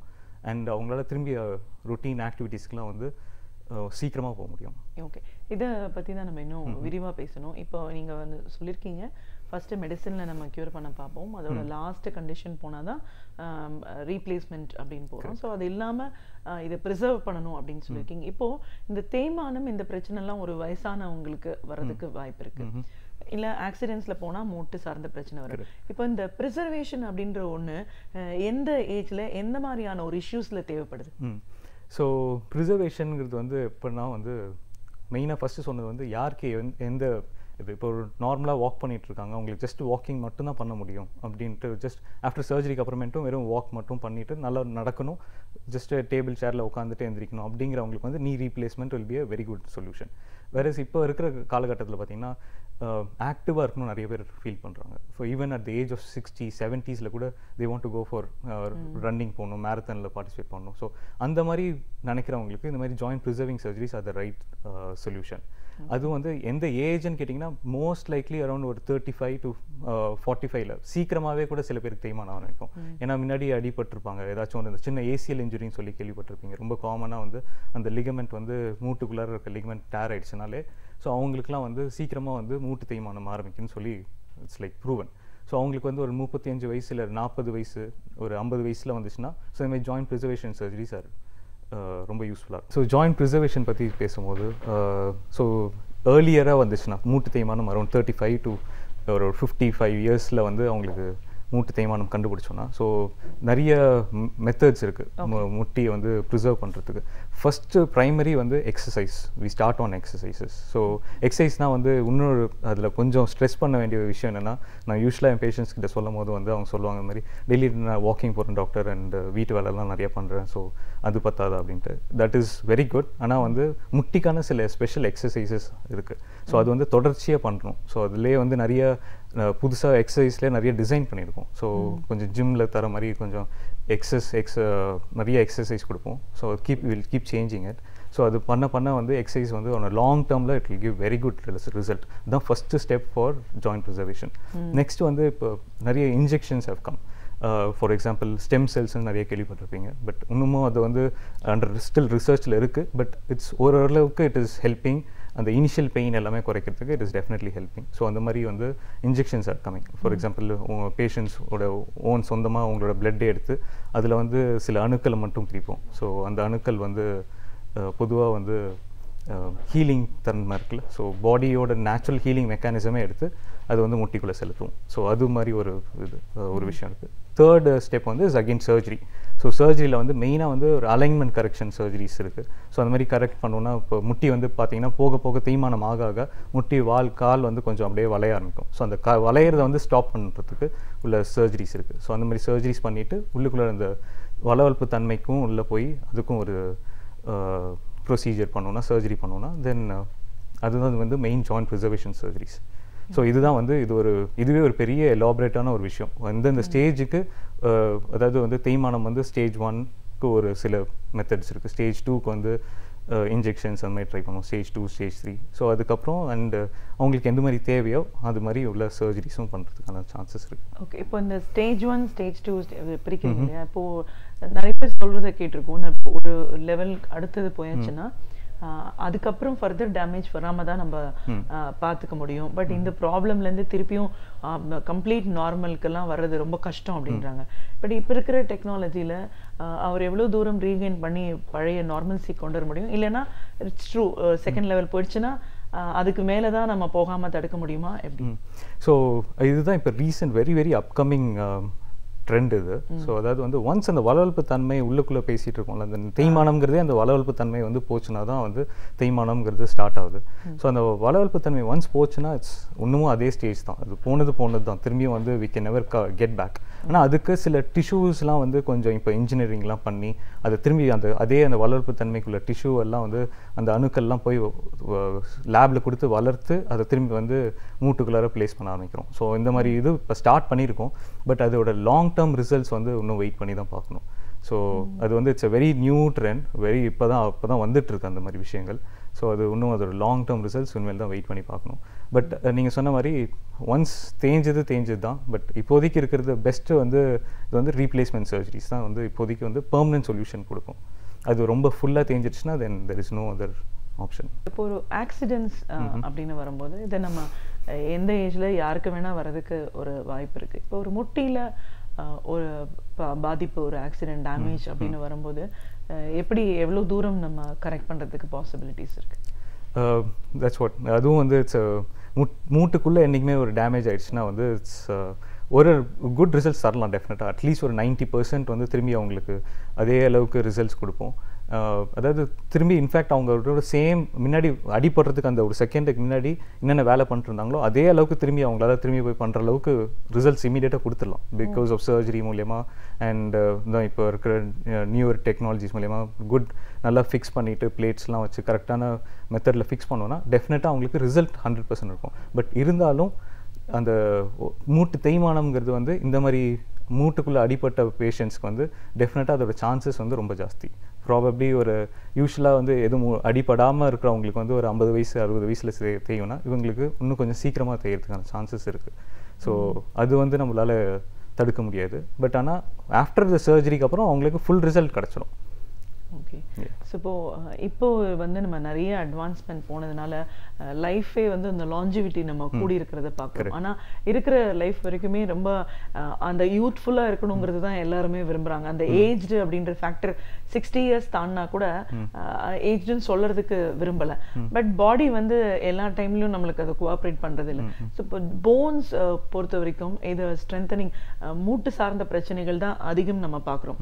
35 இயர்ஸ் ஸ்டார்ட் ஆகிறத பார்க்குறோம். ஸோ இப்போ இந்த ஆரம்ப காலகட்டம் அப்படிங்கிறது என்ன, அதை நம்ம எப்படி சிம்டம்ஸ் நம்ம தெரிஞ்சுப்போம்? அப்படி ஒரு ப்ராப்ளமோ லைக்லி டு கம் அப்படிங்கிறது தெரிஞ்சால் நம்ம என்ன பண்ணணும்? ஸோ அதான் ஃபர்ஸ்ட் வந்து நீ பெயின் தான் வந்து இட்ஸ் வெரி காமன். ரொம்ப ஃபஸ்ட்டு ஸ்டார்டிங்கே வந்து ஒரு பெயின் தான். முன்னாடி பண்ணுற ஆக்டிவிட்டி வந்து அவங்களால திரும்பி அந்த அளவுக்கு பண்ண முடியாது. ஃபார் எக்ஸாம்பிள் முன்னாடி ஒரு ½ அன் ஹவர் வாக் பண்ணும்போது ரொம்ப கம்ஃபர்டபுளாக வாக் பண்ணுவாங்க. ஸோ அப்போ வந்து அது வந்து ஒரு 20 மினிட்ஸ் ஆகும். அப்படியே போக குறைஞ்சிட்டு இருக்கும். First most important symptom is pain. So we have to listen to our body. நம்ம உடம்பு என்ன சொல்லுதுன்னு சொல்லி அதுக்கு கொஞ்சம் கேட்கணும். அது வந்து இல்லை இது ஒன்றும் இல்லை, இது பரவாயில்ல, இது ஒரு பெரிய விஷயம் கிடையாதுன்னு சொல்லிட்டு அது அப்படியே வந்து லைஃப்பை வந்து கண்டினியூஸாக அதே நடத்திட்டு இருப்பாங்க. ஸோ அதுதான் வந்து ஃபஸ்ட்டு அதை வந்து தடுத்துட்டு ஸோ அந்த டைம்லேயே வந்து போய் ஒரு டாக்டரை பார்க்குறது, ஒரு ஆர்த்தோபெடிக் சர்ஜனை பார்த்தாங்கன்னா தென் இட்ஸ் இதான் உங்களுக்கு பிரச்சனை அப்படின்னு சொல்லிட்டு ஸோ நம்ம வந்து ப்ரிசர்வேஷன் வந்து ஸ்டார்ட் பண்ணலாம் அட்லீஸ்ட். ஸோ ஃபஸ்ட்டு கண்டுபிடிக்கணும். ஸோ அதை வந்து பேஷண்ட்ஸே அதை இக்னோர் பண்ணிகிட்டு இருக்கிறது தான் வந்து மெயின் தப்பு. அடுத்தது வந்து நான் சொன்ன மாதிரி எக்ஸசைஸஸ் ஸ்டார்ட் பண்ணணும். ஆக்டிவாக இருக்கணும். நம்ம யூஸ்வலாக நான் பார்க்கும்போது வந்து நம்ம லேடிஸ் வந்து ஆஃப்டர் மேரேஜ்க்கு அப்புறம் பெருசாக அவங்களுக்கு டைம் ஸ்பெண்ட் பண்ணிக்க மாட்டாங்க. ஸோ அதுதான் ரொம்ப இம்பார்ட்டன்ட். நீங்கள் வந்து ஒரு வாக்கிங் டெய்லி போனால் தான் உங்களுக்கு தெரியும், ஓகே நான் முன்னாடி அரை மணி நேரம் வாக்கிங் போயிட்டு இருந்தேன், என்னால் இப்போ போக முடியல அப்படின்ட்டு. வாக்கிங்கே போகாத லேடிஸ் ஸோ அவங்களோட நிலைமை வந்து ரொம்ப கஷ்டம். ஸோ அவங்கள பொறுத்த வரைக்கும் வந்து டெய்லி ஒர்க் பண்ணுவாங்க அண்டு தினசரி ஒர்க்கில் இருக்க பெயினும் இதுவும் எல்லாமே ஒரே மாதிரி தான் அவங்களுக்கு இருக்கும். ஸோ ஃபஸ்ட்டு இந்த மாதிரி ஆக்டிவ் லைஃப் ஸ்டைலில் வந்து ஈடுபாட்டணும். ஸோ ஈடுபட்டாங்கன்னா தென் ஓரளவுக்கு இதெல்லாம் கண்டுபிடிக்கிறதுக்கான சான்சஸ் இருக்குது. அடுத்தது ஒபிசிட்டி வந்து ரொம்ப இம்பார்ட்டண்ட் ரோல் இதில் இருக்குது. ஸோ ஒன்ஸ் நம்ம ஹைட்டுக்கு ஏற்ற வெயிட்டில் இருந்தாங்கனாலே இது மூட்டு தேய்மானமோட பிரச்சனை வந்து ரொம்ப ரொம்ப கம்மியாயிடும். ஸோ ஆல்மோஸ்ட் ஒரு 50% வந்து கம்மியாயிடும். ஒன்ஸ் அவங்களுக்கு ஹைட்டுக்கு ஏற்ற வெயிட் இருந்தாங்கனாலே பாதி இது பிரச்சனை கம்மியாயிடும். ஸோ இதுதான் முக்கியமான இந்த ஒரு விஷயங்கள். அண்டு ஆஸ் யூஷுவல் லேடிஸ்க்கு வந்து ஆஃப்டர் மெனோபாஸ்க்கு அப்புறம் வந்து ஆஸ்டியோபோரோசிஸ் வந்துடும், போன்லாம் ரொம்ப வீக்காக ஆரம்பிச்சிடும். ஸோ அதுக்கும் வந்து சைமல்டேனியஸாக ட்ரீட்மெண்ட் எடுத்தாங்கன்னா ஸோ மூட்டு தேய்மானமுக்கான சான்சஸ் கம்மியாக இருக்கும். ஸோ இப்போ இந்த டெக்னாலஜி அட்வான்ஸ்மெண்ட் இதெல்லாம் பற்றி பேசும்போது இந்த துறை வந்து மற்ற வெளிநாடுகளை ஒப்பிட்டு பார்க்கும்போது ஒரு பெட்டர் சொல்யூஷன் கொடுக்குற இண்டஸ்ட்ரி இங்கே இருக்குது அப்படின்னு சொல்கிறத பார்க்குறோம். எந்த அளவுக்கு இந்த துறை வளர்ந்துருக்குன்னு சொல்லுவீங்க டாக்டர்? ஷோர். ஸோ அதான் இப்போ இதில் வந்து ரொம்ப ரொம்ப இன்ட்ரெஸ்டிங்கான ஒரு விஷயம் ஷேர் பண்ணணும்னு நினைக்கிறேன். ஸோ இப்போ இந்த நீ ரீப்ளேஸ்மெண்ட் சர்ஜரிஸ்ன்னு இருக்கு இல்லைங்களா, ஸோ இது வந்து இப்போ நிறைய ஸ்டேஜஸ் அதிகமாகிடுச்சு. முன்னாடி வந்து நீ ரீப்ளேஸ்மெண்ட்ங்கிறது எப்பயா ஒரு தடவை பண்ணுற மாதிரி இருக்கும். இப்போ வந்து வெரி காமன்லி அது பெர்ஃபார்ம் பண்ணி அது வந்து we have mastered it, like excellent results வந்து 100% இப்போ கொடுக்க முடியுது. ஸோ அதுலேயும் வந்து இன்னும் மோர் அட்வான்ஸ்ட் லெவல் வந்து என்னென்னா, ஸோ இப்போ ரீசெண்டாக நாங்கள் என்ன பண்ணியிருக்கோம்னா நீ ரீப்ளேஸ்மெண்ட் சர்ஜரி, அதாவது ஒரு பகுதி மட்டும் சர்ஜரிஸ் பண்ண ஆரம்பிச்சிருக்கோம். ஸோ முழங்கால் மூட்டில் மொத்தம் 3 பகுதி இருக்குது. ஸோ ரொம்ப காமனாக தெரியுது வந்து எப்பயுமே உள் பகுதி தான். ஸோ ஒரு பகுதி தான் ஃபஸ்ட்டு காமனாக தெரியும். ஸோ அந்த டைம்லேயே வந்து அந்த மாதிரி டைம்லேயே ரொம்ப சிவியர் பெயின் இருக்கும். அது கரெக்டான ஸ்டேஜில் வந்தாங்கன்னா ஸோ அந்த கரெக்டாக அந்த ஒரு பகுதியை மட்டும் சேஞ்ச் பண்ணிவிட்டு பேஷண்ட்ஸ் வந்து அதிலே கரெக்ட் பண்ணிடலாம். ஸோ அதுக்கப்புறம் பிறகு அடுத்த சர்ஜரி அடுத்த சைட்லேயும் தேய்கிறதுக்கான வாய்ப்பு அங்கேயே தடுத்துடலாம். ஸோ இந்த சர்ஜரியில் பண்ணும்போது என்ன ரொம்ப இன்ட்ரெஸ்டிங் விஷயம்னா, இப்போ காலையில் பேஷண்ட் வந்துட்டு சர்ஜரி பண்ணிவிட்டு சாயங்காலமே அவங்களை திரும்பி நடந்து வீட்டுக்கே போயிடலாம். ஸோ இதுதான் வந்து மோஸ்ட் இன்ட்ரெஸ்டிங் விஷயம் இப்போ பண்ணிகிட்டு இருக்கிறதுல. ஸோ இது வந்து ரொம்ப காமனாக வந்து யூஎஸில் பண்ணிகிட்டு இருந்தாங்க. ஸோ இப்போ வந்து அது ஃபர்ஸ்ட் டைம் இங்கே இந்தியாவிலையும் இப்போ வந்து ஸ்டார்ட் பண்ணியிருக்கோம். ஸோ இதுதான் ஆல்மோஸ்ட் லைக் பார்த்தீங்கன்னா இப்போ ஆப்தமாலஜியில் வந்து பார்த்தீங்கன்னா கண்ணுக்கு வந்து கேட்ராக்ட் எப்படி, ஸோ யாருமே வந்து இன்னமும் ஏஜ் ஆனாங்கன்னா கேட்ராக்டோட கஷ்டப்பட்டுட்டு இருக்கிறதில்ல. ஸோ காலையில் சர்ஜரி பண்ணிட்டு டே கேர், ஸோ சர்ஜரி பண்ணிவிட்டு சேம் டே வீட்டுக்கு போயிடுறாங்களா. ஸோ அது மாதிரி வந்து தான் ஃப்யூச்சரில் இது மாதிரி ஷுவராக இந்த மாதிரி மாறிடும். ஸோ யாருமே வந்து நீ பெயினில் ரொம்ப நாள் கஷ்டப்பட்டுட்டு இருக்க மாட்டாங்க. ஸோ இதனால மெயினாக என்னென்னா வந்து அவங்க திரும்பியும் வந்து அவங்களோட ஓன் ஆக்டிவ் லைஃப் ஸ்டைலுக்கு போயிடுவாங்க. ஸோ சர்ஜரியே வந்து மோர் சிம்பிளிஃபைட் ஆகிட்டோம். இட்ஸ் ஆக்சுவலி டெக்னிக்கலி ரொம்ப டிஃபிகல்ட், ஆனால் வந்து பேஷண்ட்ஸ்க்கு ரொம்ப simplified. So this is the most recent advancement when it comes to replacement la idha most recent advancement. And இது ஒரு பெரிய விஷயம் தான். ஏன்னா டெக்னிக்கலி உங்களுக்கு அது கஷ்டம், பட் பேஷண்ட் பொறுத்த வரைக்கும் ஒன் டே அப்படிங்கிறது வந்து சாதாரண விஷயம் இல்லை. இப்போ நம்ம லேட்டஸ்ட் அட்வான்ஸ்மெண்ட் பற்றி பேசணும். மற்ற நாடை விட இங்கே நம்ம பெட்டராக பண்ணிகிட்ருக்கோம். இந்த அக்யூரசி விஷயத்தில் இந்த இன்ஜெக்ஷன்ஸ் இந்த மாதிரிலாம் வரும்போது அது ஸ்டீராய்ட்ஸாக இருக்கும், இதனால் வேறு சைடு எஃபெக்ட்ஸ் வரும், இப்படிலாம் கூட நிறைய பேர் பேசுகிறது பார்க்குறோம். ஸோ எவ்வளோ தூரம் ட்ரூ சார் இது? ஸோ தட்ஸ் வாட் இன்ஜெக்ஷன்ஸ் பற்றி பேசும்போது நீங்கள் சொன்னது கரெக்டாக சொல்லிட்டுருந்தீங்க. முன்னாடி வந்து ஸ்டீராய்ட்ஸ் வந்து வெரி காமன்லி கொடுத்துட்டு இருப்பாங்க. நீல ஒரு இன்ஜெக்ஷன் போடுறாங்கனாலே அது ஒரே ஒரு இன்ஜெக்ஷனாக இருக்கும், மோஸ்ட்டாக ஸ்டீராய்டு இன்ஜெக்ஷன். ஸ்டீராய்டு இஸ் கரெக்டான ஒரு இன்ஜெக்ஷன் தான், நல்ல ஒரு இமீடியட் பெயின் ரிலீஃப் கிடைக்கும். So that is good. ஆனால் வந்து எந்த டைமில் கொடுக்கணுங்கிறது வந்து ரொம்ப முக்கியமான ஒரு விஷயம். அதாவது வந்து ரொம்ப கொஞ்சம் சின்ன வயசில் இருக்காங்க, அவங்களுக்கு ஃபுல்லாக அந்தளவுக்கு தேய்மானம் இல்லை அப்படின்ற டைமில் வந்து ஸ்டீராய்டு இன்ஜெக்ஷன் வந்து இப்போதைக்கு ரெக்கமெண்டட் கிடையாது. அதாவது வேர்ல்டு வைடில் வந்து பேசும்போது வந்து steroid injections are not recommended.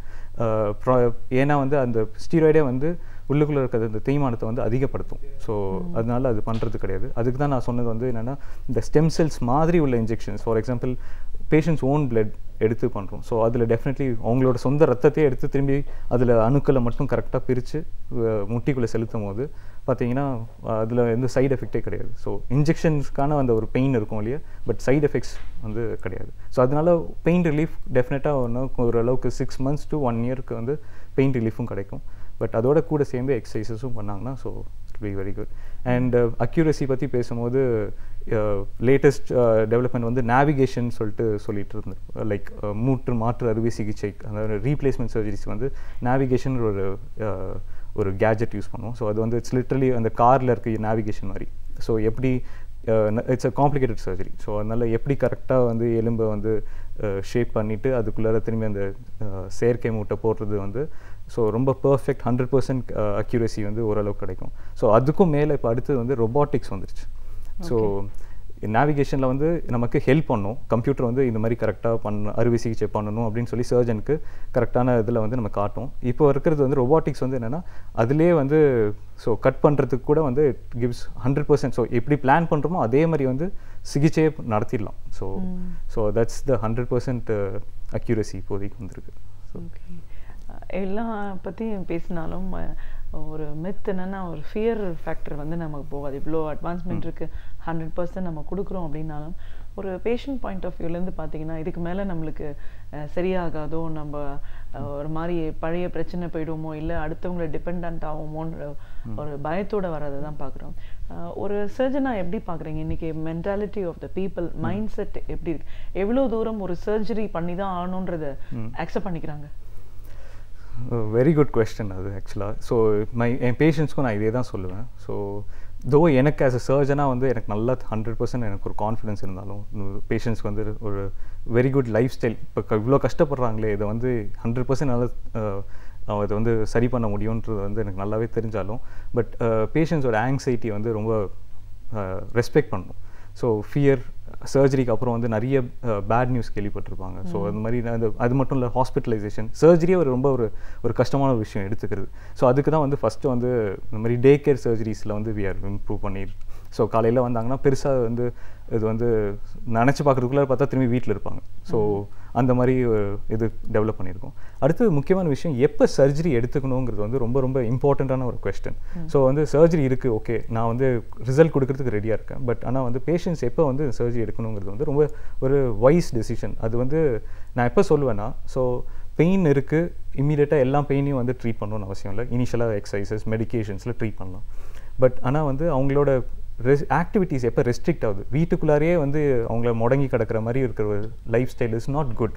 So once நீங்கள் வீட்டுக்குள்ளாரே முடங்கி கிடக்குறீங்கன்னா தென் வந்து அதர் ப்ராப்ளம்ஸ் வர ஆரம்பிக்கும். Heart problem, lungs problem, so இதெல்லாம் வரது, டயபெட்டிஸ் வரும், so hypertension. So active lifestyle எப்போ அவங்க குறைக்கிறாங்களோ ஸோ அந்த டைம் தான் வந்து சர்ஜரி எடுக்கிறது வந்து ஒரு ரொம்ப ஒரு ரைட்டான டெசிஷன். பட் அஃப்கோர்ஸ் இது வந்து it's totally depends on patients. So அவங்களுக்கு தெரியணும் எப்போ வந்து சர்ஜரி இல்லை, இதுக்கு மேலே என்னால் தாங்க முடியாது, I have to go for surgery. So that's how I say. And once ஏன்னா இன்னும் போக போக ப்ரோக்ரஸ் ஆகிட்டே தான் இருக்கும் அந்த பெயின். ஸோ ஒன்ஸ் வீட்டுக்குள்ளாரையே வந்து நடக்கிறாங்கன்னா தென் அடுத்து அவங்க பெட்டுக்கே ரெஸ்ட்ரிக்ட் ஆகிடுவாங்க. ஸோ அடுத்து ஒரு சின்ன சின்ன வேலைகள் கூட அவங்களால பண்ணிக்க முடியாமல் போயிடுவாங்க. ஸோ கஷ்டப்பட்டு அந்த சர்ஜரி பண்ணிக்கிறதுக்கு ஸோ பிஃபோர் தேட் கரெக்டான டைமில் பண்ணிக்கிட்டா ரிசல்ட்ஸ் நல்லாயிருக்கும் அப்படி சொன்னாங்க. ஸோ எப்பயுமே எல்லாருக்குமே ஒரு ப்ராப்ளம் வருது அப்படின்னா அதற்கான தீர்வு இதெல்லாம் பார்க்கும்போது அதை வராமல் தடுக்கணும், ப்ரிவென்ஷன் அப்படிங்கிறது தான் பார்ப்பாங்க. ஒரு மற்ற ப்ராப்ளம்ஸ் இஷ்யூஸ் இருந்ததுன்னா ஹெரிடிட்டரியாக பார்க்கலாம், இருந்துச்சுன்னா ஆரம்பத்திலேயே அதற்கான ஒரு இப்போ நம்ம சுகர் பிபிலாம் இருந்ததுன்னா அப்பா அம்மாவுக்கு இருந்தால் நம்ம அதில் ஒரு கவனம் எடுத்து பண்ணுறோன்னு பார்க்கலாம். இப்போது ஆர்த்தோ அப்படின்னு வரும்போது இந்த ப்ரிவென்ஷன் அப்படிங்கிறது எப்படி ஸ்டார்ட் பண்ணணும்? ஸோ ப்ரிவென்ஷன் வந்து எனக்கு தெரிஞ்சு நல்லா ஆக்டிவாக ஒர்க் பண்ணிகிட்டு இருக்கும் போதே அது ப்ரிவென்ஷன் ஸ்டார்ட் பண்ணுறது தான் better. By around the age of 30 அந்த டைம்லே யூஸ்வலாக வந்து நம்ம லைஃப் ஸ்டைலே எப்படின்னா வந்து காலேஜ் படிக்கிற வரைக்கும் ரொம்ப ஆக்டிவாக நல்லா ஸ்போர்ட்ஸ்லாம் இன்வால்வ் ஆகிட்டு இருப்பாங்க. ஒன்ஸ் இந்த ஒர்க்கு இது இப்போ இருக்கிற ட்ரெண்ட் ஐடி அண்ட் இந்த மாதிரி ரொம்ப ஸ்ட்ரெஸ்ஃபுல்லான ஒரு ஜாப்லலாம் இருக்கும் போது வந்து கம்ப்ளீட்டாக வந்து ஆக்டிவ் லைஃப் ஸ்டைலை மறந்துடுவாங்க. ஸோ அது மாதிரி இல்லாமல் அவங்களுக்குன்ட்டு ஒரு டைம் ஸ்பெண்ட் பண்ணணும். அது it can be home makers, லேடிஸ்லேருந்து இல்லை ஒர்க்கிங் மென்லேருந்து எல்லாருமே வந்து ஆக்டிவ் அவங்களுக்குன்னு ஒரு லைஃப் ஸ்டைல் ஸ்டார்ட் பண்ணணும் ஃபஸ்ட்டு. ஸோ அதில் பண்ணாலே வந்து உங்களுக்கு கான்ஷியஸ் ஆன் வெயிட், ஸோ வெயிட்டை வந்து ரொம்ப அதிகமாக ஆகாமல் ஆல்வேஸ் ப்ரிவெண்ட் பண்ணிக்கிட்டே இருக்கணும். ஸோ அது பண்ணாலே மோஸ்ட் ஆஃப் இந்த மாதிரி முழங்கால் மூட்டு உள்ள பிரச்சனைகள் எல்லாமே வந்து கம்மியாகிடும். அண்ட் வெரி குட் எக்ஸசைசஸ் பார்த்தீங்கன்னா வந்து ஸ்விம்மிங் தான் வந்து பெஸ்ட் எக்ஸசைஸ். நான் I always recommend swimming. And but நம்ம அன்ஃபார்ச்சுனேட்லி நம்ம ஊரில் லேடிஸ் வந்து they always have a fear that swimming ஃபியரோட என்ன சொல்கிற ஒரு டேபு மாதிரி பார்ப்பாங்க, அது ஒரு ஸ்டிக்மா மாதிரி இருக்கும். ஸோ அதெல்லாம் இல்லாமல் போய் ஸ்விம்மிங் பூலில் போயிட்டு இப்போ இருக்கிற நிறைய பூல்ஸ் இப்போ வந்துட்டுருக்கு இப்போ காமனாக பார்த்தீங்கன்னா. ஸோ அங்கே வந்து போயிட்டு ஸ்விம்மிங் பண்ணுறது it's a very good thing. At least வாட்டரில் வாக் பண்ணாலே கூட இட்ஸ் அ பிக் அட்வான்டேஜ். மெயினாக என்னென்னா ஸ்விம்மிங்கில் தான் வந்து இந்த கிரவுண்டில் ரியாக்ஷன் ஃபோர்ஸ் இருக்காது. ஸோ முட்டிக்கு வந்து அந்த ஃபோர்ஸ் எதுவும் போகாமலே பட் முட்டியில் இருக்க சைடில் இருக்க மசில்ஸ், சுற்றி இருக்கிற மசில்ஸ் எல்லாமே வந்து ஸ்ட்ரென்தன் ஆகும். So swimming is a very good thing. Or yoga பண்ணலாம். So these are the very good exercises. And முன்னாடியே பெயின் வந்துச்சுன்னா அது அலட்சியமாக இல்லாமல் சீக்கிரமாக போய் ஒரு ஆர்த்தோபெடிக் சர்ஜனை பார்த்தா இட்ஸ் பெஸ்ட். ஓகே, இந்த லைஃப் ஸ்டைல் மாடிஃபிகேஷன் பேசும்போது சில்ட்ரனுக்காகவும் நம்ம ஸ்பெஷலாக பேசணும். இன்றைக்கி பார்த்தீங்கன்னா ஒபீஸ்ன்றது வந்து ரேஷியோவில் ஜாஸ்தியாக இருக்குது. இன்னும் நம்ம ஊரில் அதிகப்படியான ஒபிசிட்டி நம்ம பார்க்குறோம். லைஃப் ஸ்டைல் மாடிஃபிகேஷன் ஒரு ரீசனாக சொல்லலாம். ஒபீஸ்க்கும் ஆர்த்தோக்கும் எவ்வளோ தூரம் கனெக்டிவிட்டி இருக்குது? ஸோ அதை அவாய்ட் பண்ணும்போது சில்ட்ரனை பொறுத்த வரைக்கும் என்ன மாதிரி ப்ரிகாஷன்ஸ் தேவை? இப்போ ரொம்பவே மாறிடுச்சு என்னை பொறுத்த வரைக்கும். சில்ட்ரன்லாம் வந்து மோஸ்ட் ஆஃப் த டைம் பார்க்கும்போது தே ஆர் ஆல்வேஸ் இதில் ஐபேட் அண்ட் ஃபோனில் தான் இருக்காங்க. ஸோ ஆக்டிவிட்டீஸ் வந்து வெளியில் போய் பண்ணுற ஆக்டிவிட்டீஸ் ரொம்ப குறைஞ்சிருச்சு. ஸோ டெஃபினட்டாக வந்து முன்னாடி இருக்கிற மாதிரி வந்து அந்த காலத்தில் நம்ம விளையாண்டுட்டு இருக்க மாதிரி வந்து அவங்க பசங்களை வந்து மோர் அவுட்டோர் ஸ்போர்ட்ஸில் வந்து இன்வால்வ் பண்ண வச்சாலே it's a very big thing. So மெயினாக வந்து இந்த டேப்லெட்ஸ் அண்ட் ஆல் திஸ் கேஜெட்ஸ்லேருந்து கம்மி பண்ணிவிட்டு வெளியில் போய் ஸ்போர்ட்ஸில் இன்வால்வ் பண்ணாலே டெஃபினட்டாக அவங்க வந்து they'll be more active and அவங்க போன்ஸ்க்கு இட்ஸ் எக்ஸ்ட்ரீம்லி குட். அவங்க ஹைட்டுக்கு நல்லாயிருக்கும். So that's the primary advice which I would give. ஒரு மூட்டு மாற்று அறுவை சிகிச்சை நிபுணராக மூட்டு அப்படிங்கிறது என்ன, இதோட ஸ்பெஷாலிட்டி என்ன, இன்றைக்கி இருக்கிற டெக்னிக்கல் அட்வான்ஸ்மெண்ட்டில் இந்த துறையில் ஒன்று தனித்தனி ஸ்பெஷலைசேஷனில் எப்படி போயிட்டுருக்கு, நீங்கள் பார்த்துட்டு இருக்கிறது இது ப்ரிசர்வேஷன் அப்படிங்கிற ஒரு பிரான்ச்சு, அதுவும் முட்டியில் அதை எப்படி ஒரு சர்ஜரி இல்லாமல் நம்ம பாதுகாக்க முடியும், இதை சார்ந்து நம்ம நிறைய பேசிகிட்டு இருக்கோம். ஒவ்வொரு லெவல்லையும் எப்படிப்பட்ட ப்ராப்ளம்ஸ் வரும், அதற்கான ஒரு சொல்யூஷன் இன்றைக்கி இருக்கிற லேட்டஸ்ட் டெக்னாலஜியில் எவ்வளோ தூரம் அக்யூரசிக்கு நம்ம ஒரு சிஸ்டம் கொண்டு வர முடியும், இதெல்லாம் தாண்டி இதெல்லாம் வராமல் தடுக்க வேண்டியது அவசியம் என்ன, அதுக்கு எக்ஸசைசஸ் அண்ட் லைஃப் ஸ்டைல் எவ்வளோ தூரம் முக்கியமானதாக இருக்குன்னு பல விஷயங்களை எங்களோட நீங்கள் முழுமையாக பகிர்ந்ததுக்கு நன்றி. ரொம்ப தேங்க்யூ. இதுவரை நாம் அறிந்திராத பல அரிய தகவல்களை அழகிய தமிழில் தொகுத்து ஒவ்வொரு நாளும் இனிமையாக வழங்கிக் கொண்டிருக்கிறார் பேராசிரியர் சுபவீரபாண்டியன் அவர்கள். நிகழ்ச்சியில் அடுத்த பகுதியாக வரவிருப்பது ஒன்றே சொல் நன்றே சொல்.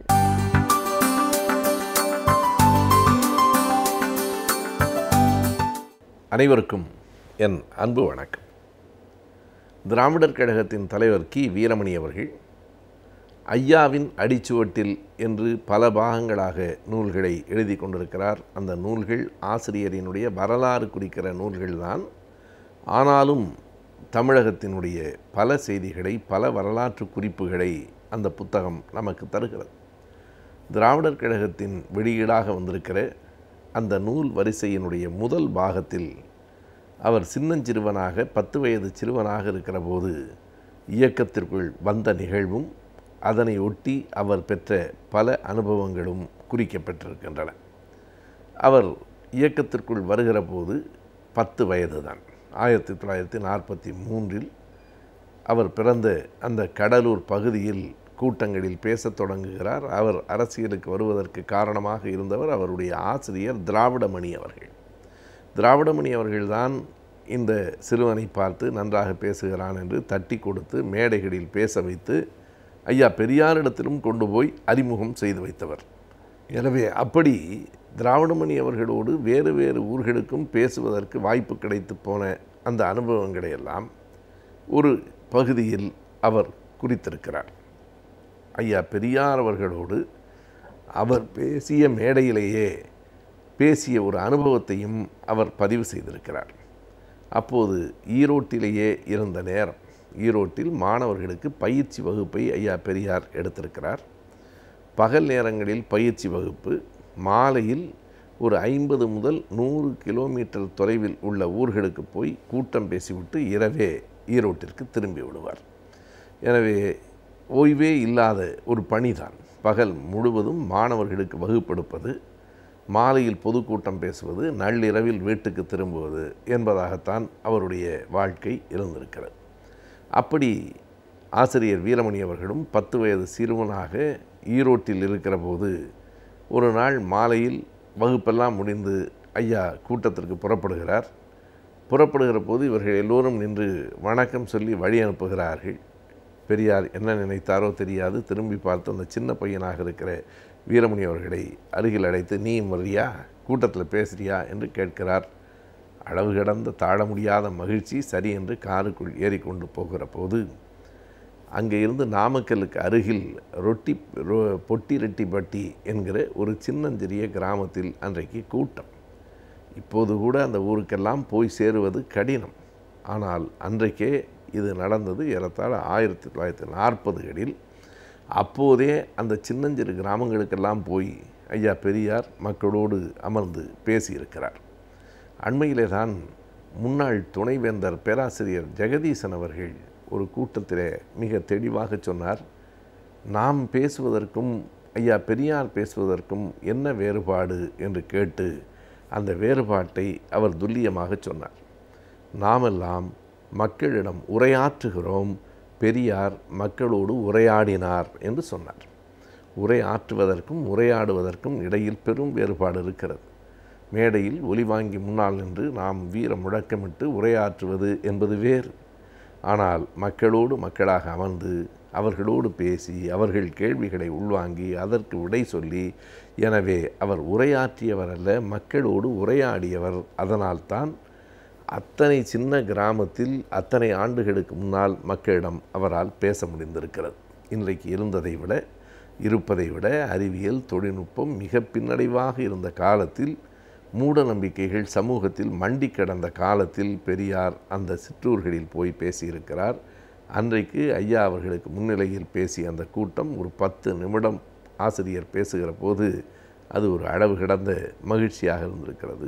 இரவு 1 மணிக்கு திரும்பவும் வந்திருக்கிறார்கள். பின்னால் 1944ஆம் ஆண்டு ஐயா பெரியார் அவர்களின் பிறந்த நாளான செப்டம்பர் 17இல் முதலாக ஒரு சிறப்பு பேச்சாளராக வீரமணி அவர்கள் பேசியிருக்கிறார். அப்போது அவருக்கு வயது 11 தான். 11 வயதில் சிறப்பு பேச்சாளர் என்பது பெரிய செய்தி. மேடையில் நின்று பேசினால் மக்களுக்கு தெரியாது என்பதால் அங்கே ஒரு சின்ன பெஞ்ச் போட்டு அதன் மீது இவரை ஏற்றிவிட்டு பேச சொல்லியிருக்கிறார்கள். நாகப்பட்டினத்தில் அவுரி திடலில் அவர் பேசிய அந்த செய்திகளை பதிவு செய்திருக்கிறார். வியப்பாகத்தான் இருக்கிறது. 11 வயதில் ஒரு 45 நிமிடம் ஐயா பெரியார் அவர்களின் கொள்கையை எடுத்து மக்களுக்கு விளக்கி பேசிய அனுபவத்தை படிக்கிற போது அந்த சின்ன வயதிலேயே அந்த ஆற்றல் அவருக்கு இருந்திருப்பதை நம்மால் அறிய முடிகிறது. பிறகு இன்னொரு கூட்டத்தில் தான் பேசிவிட்டு புறப்படுகிற போது அறிஞர் அண்ணா அவர்களோடு தொடர் வண்டியில் அவர் பயணம் செய்திருக்கிறார். அந்த பயணத்தை அப்படியே நம் முன்னால் காட்சிப்படுத்தி இருக்கிறார். அந்த கூட்டத்திலும் ஒரு 10 நிமிடம் 5 நிமிடம் முதலில் இவர் பேசியிருக்கிறார். அந்த கூட்டத்தில் தத்துவமேதை டி.கே. சீனிவாசன் அவர்கள், அவருக்கு பிறகு அறிஞர் அண்ணா, அவருக்கு பிறகு இறுதியாக ஐயா பெரியார் பேசியிருக்கிறார்கள். எனவே பெரியார், அண்ணா, டி.கே. சீனிவாசன் பேசிய கூட்டத்தில் பேசுகிற பெரிய வாய்ப்பு இவருக்கு கிடைத்திருக்கிறது. கூட்டம் முடிந்து அங்கே இருந்து புறப்பட்டு, அதாவது மயிலாடுதுறை, அன்றைக்கு மாயூரம் என்று சொல்லப்பட்ட இன்றைய மயிலாடுதுறையில் அந்த கூட்டம் நடைபெற்றிருக்கிறது.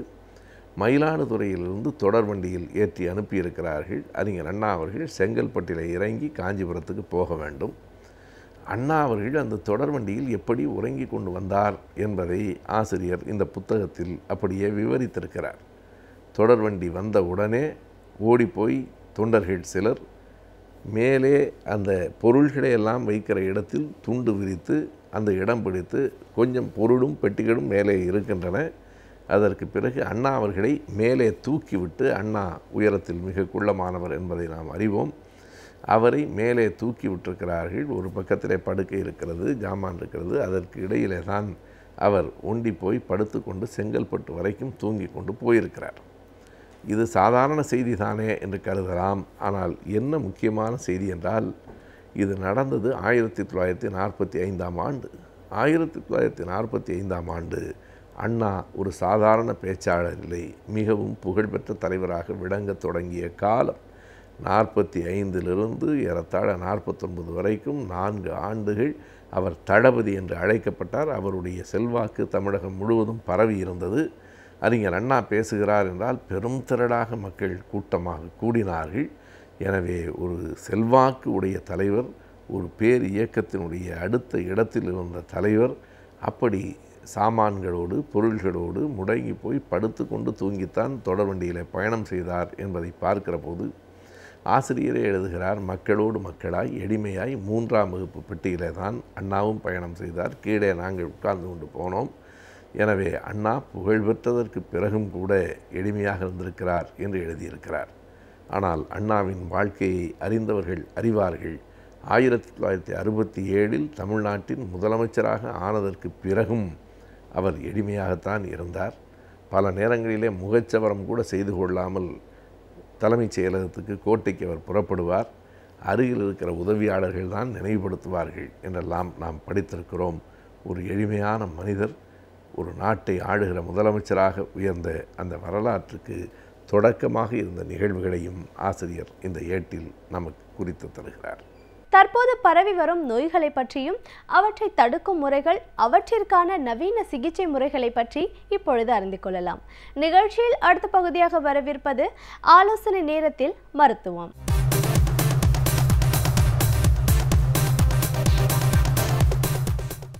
வணக்கம் நேயர்களே.